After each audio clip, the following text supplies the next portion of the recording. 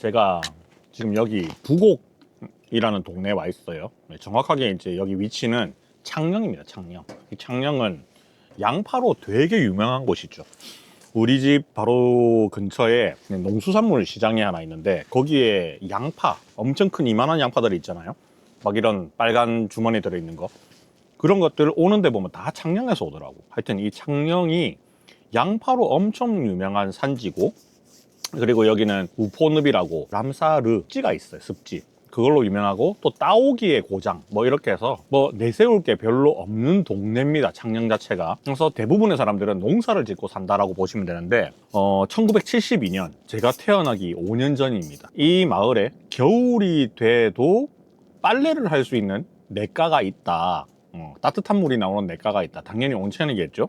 그런 소문들이 막 나면서 온천 개발을 시작을 해요. 우리나라 제1호 온천을 개발을 부곡에서 한 겁니다. 그래서 그게 1972년도에 시작을 했는데, 그렇게 온천을 뚫고 1979년 제가 태어나서 2살 되던 해에 부곡 하와이가 문을 엽니다. 이 부곡 하와이가 대한민국 최초로 물놀이 시설 플러스 식물원, 아열대 식물원, 놀이동산, 라스베가스 쇼, 복합 레저 물놀이 시설로 탄생을 합니다. 까지는 뭐 찾아보면 다 아는 얘기, 어디서나 다 아는 얘기고, 제가 이 동네 토박이들한테 들은 얘기들이 있단 말이에요. 그거를 들었는데 너무 재밌어.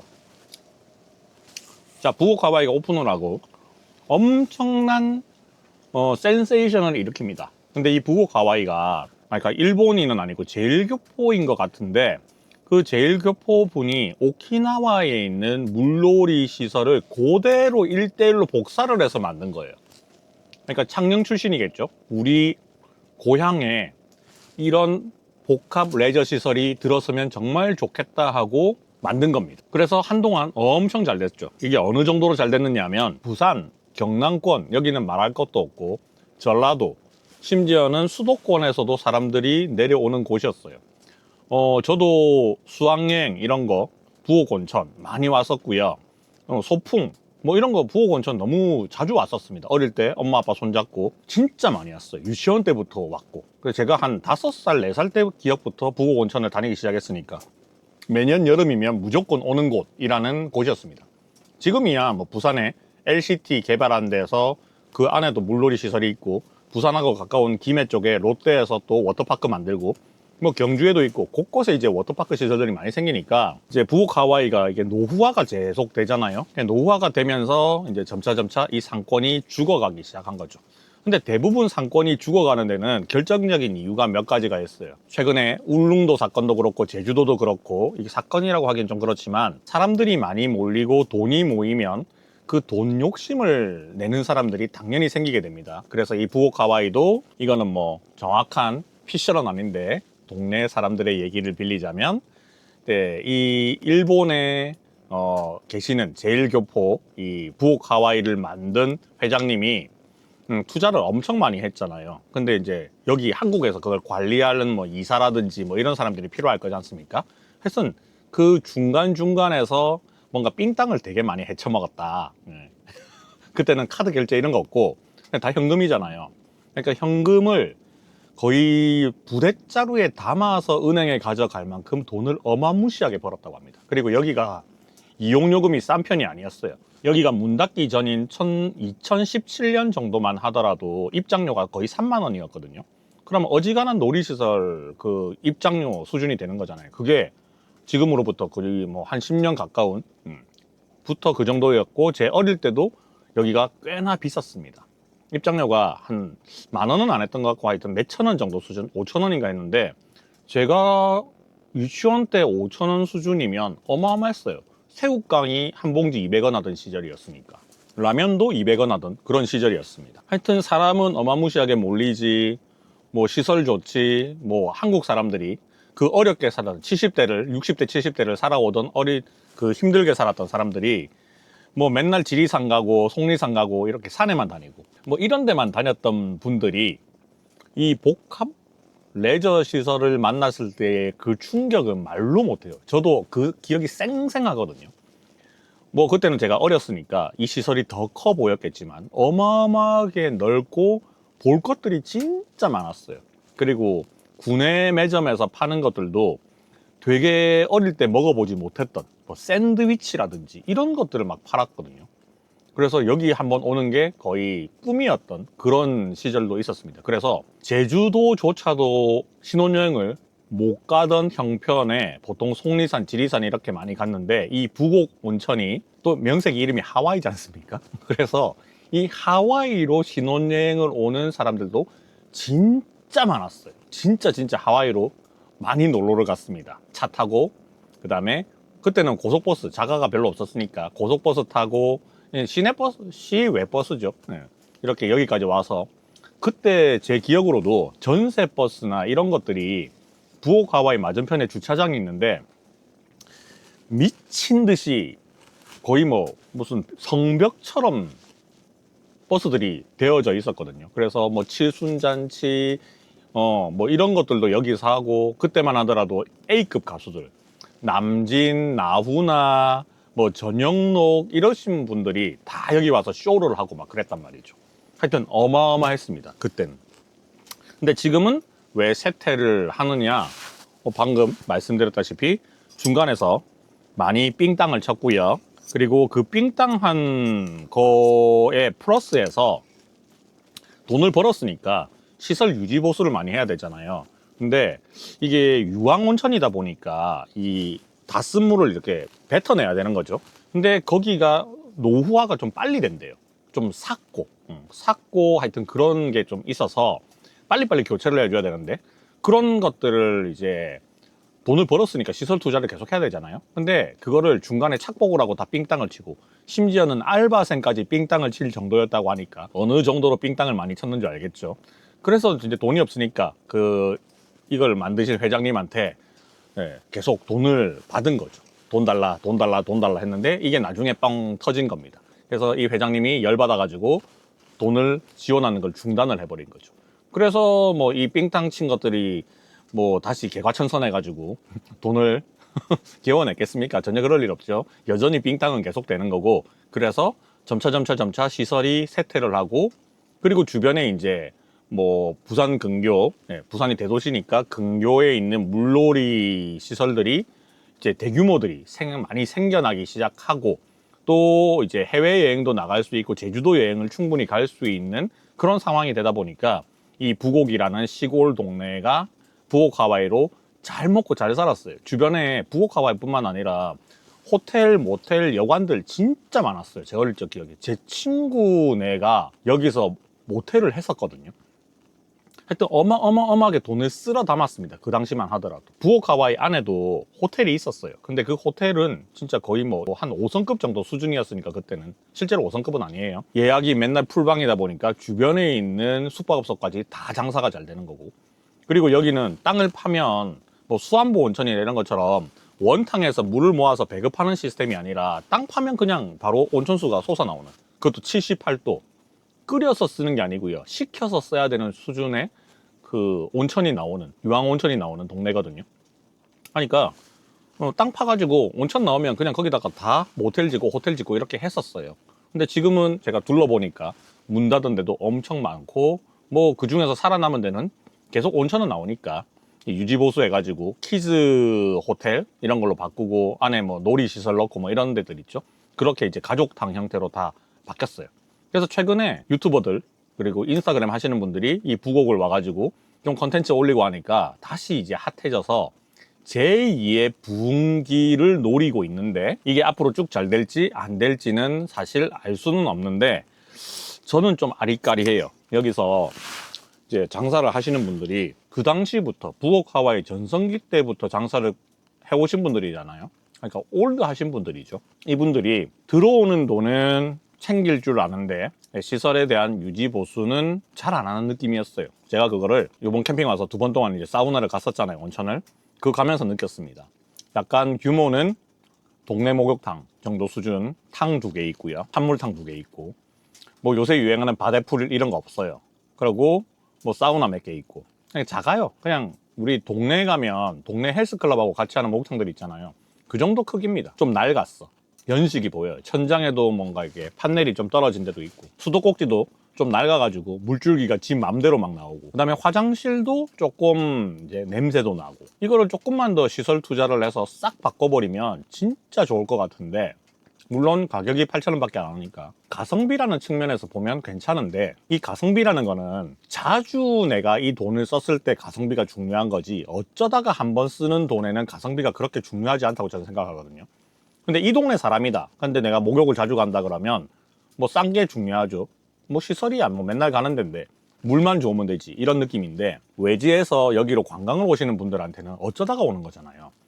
그러면 물 좋은 건 알겠는데 그 외의 시설들, 평소 때 내가 우리 동네 목욕탕 갔을 때 느꼈던 그 정도보다 더 나았으면 나았지, 밑으로 되는 걸 기대를 하지 않을 거잖아요. 그러니까 그 시설 투자가 저는 되게 좀 안 되고 있다는 걸 느꼈습니다. 똑같은 사우나를 2번 연타 갔잖아요. 여기 캠핑장이라고 하고 연계가 돼 있어가지고 제가 티켓을 주길래 갔단 말이죠. 근데 물어보니까 나머지 리모델링을 다 끝난 호텔에 있는 목욕탕도 더 못하다는 거예요. 그래서 제가 원래는 티켓 2장을 썼으니까 다른 사우나를 가보려고 했거든요. 그러니까 굳이 가볼 필요 없을 것 같아요. 그래서 사우나는 이제 안 할 거고, 그 대신에 그냥 이 동네에서 유명한 식당, 맛있는 데를 한번 찾아가 볼 생각입니다. 여기를 오기 전에 꾸준님이 올렸던 영상이랑 개골개골님이 올렸던 영상, 인스타에 올렸던 것들을 몇 가지를 봤어요. 영상으로 보는 거, 사진으로 보는 거하고 실제로 내 눈으로 보는 거는 완전 다르거든요. 그리고 그 영상에는 목욕탕 씬이 없잖아요. 그러니까 시설이 어떤지 알 수가 없으니까.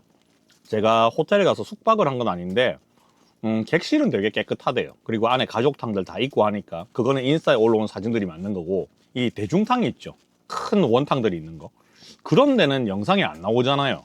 사진을 올릴 수도 없고. 그래서 그게 궁금해서 한번 가봤던 겁니다. 그리고 그것 때문에 이 캠핑장을 굳이 오게 된 이유였어요. 근데 물은 진짜 좋습니다. 피부가 그냥 아예 뭐 새로 태어난 것 같은 그런 피부가, 뭐 이건 내일까지 유지될지 모르겠지만 하여튼 이틀 연장으로 유황온천에서 목욕을 하고 나니까 피부는 진짜 좋다. 그래서 캠핑장 오면서, 물론 캠핑장에서 온천이 터지거나 하는 그런 캠핑장은 아니지만 그래도 차 타고 한 5분 거리에 부곡온천 단지가 있고 거기에 공짜로 사우나를 할 수 있으면 이거 완전 개꿀 아닙니까? 하루에 캠핑장 요금이 한 5만 원 정도 하잖아요. 티켓 한 장에 8,000원이란 말이죠. 그럼 16,000원 빠지잖아.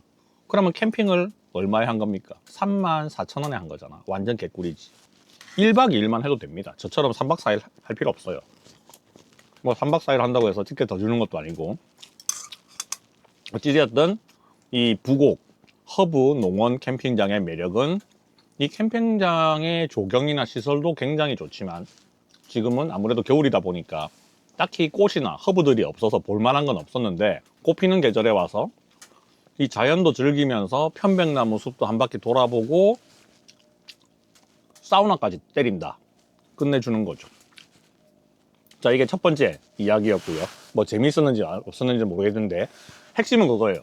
부곡 온천이 왜 이렇게 쇠퇴의 길을 걷게 되었는지에 대한 것, 요걸 명확하게 좀 알고 넘어가야 될 것 같고, 이건 우리나라 관광지 다 똑같은 것 같아요. 울릉도도 그렇고 제주도도 그렇고, 이게 사람들이 많이 몰리기 시작하면 배가 불러요. 배가 불러. 그러니까 바가지 팍팍 씌우고 물 들어올 때 바가지 꺼내자, 뭐 요런 심보가 있는 것 같습니다. 2번째 썰이 또 더 재밌어요. 이 캠핑장 사장님에 대한 썰입니다. 저도 깜짝 놀랐어. 자, 캠핑장 사장님을 여기 와서 만났어요. 처음에 제가 막 촬영하고 있어가지고 음료수만 한 잔 딱 주고 가시더라고.